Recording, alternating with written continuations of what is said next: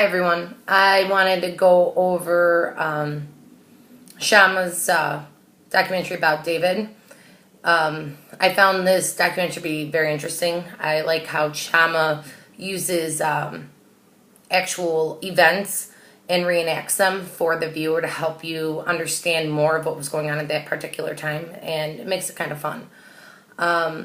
Real quickly, I want to go over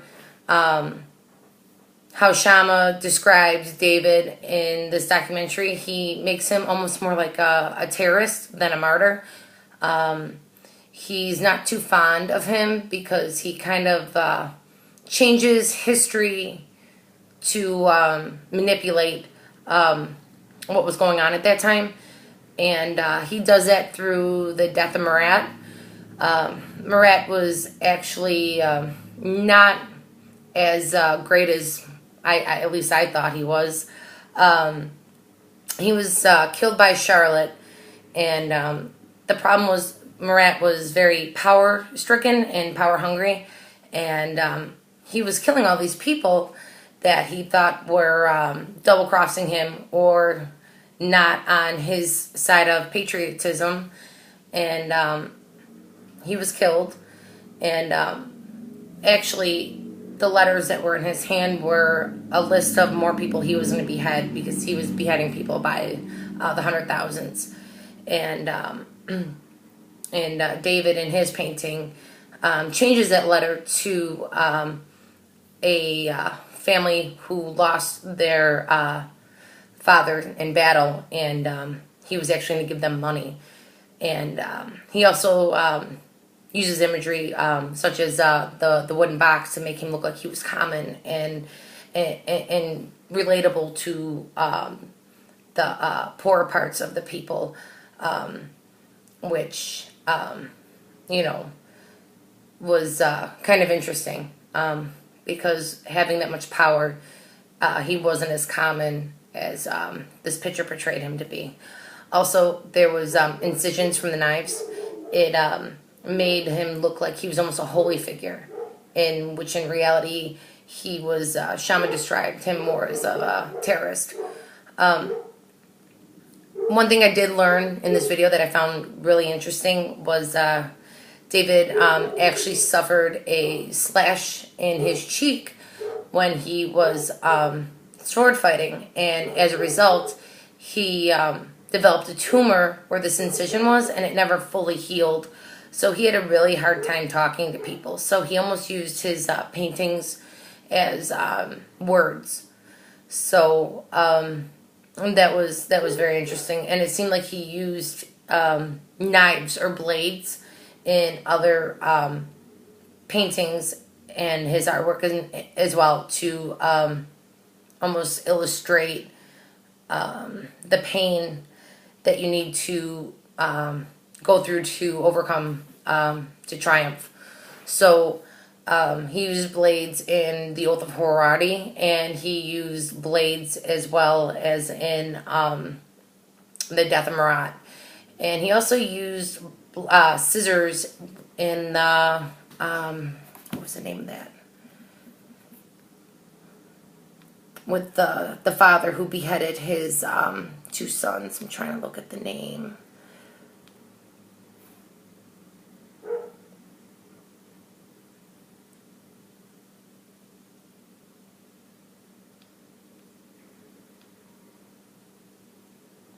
It was the beheading of Bruce's children. It was interesting in that one, because he actually draws scissors in between Bruce, who's the father, and the rest of the family, and then you see his sons in the background without a head. And it is believed, well, Shama points out to the viewer, that it was to symbolize the cutting of the ties of the family. So I guess blades and scissors were important to David, and he uses them to illustrate to the viewer of changes in significant parts of that particular time, what was important of the separation and the overall what word could I use? The overall, I guess, triumph of going through the pain and suffering. Another part of the documentary that I found to be quite interesting was how he was actually banned from France.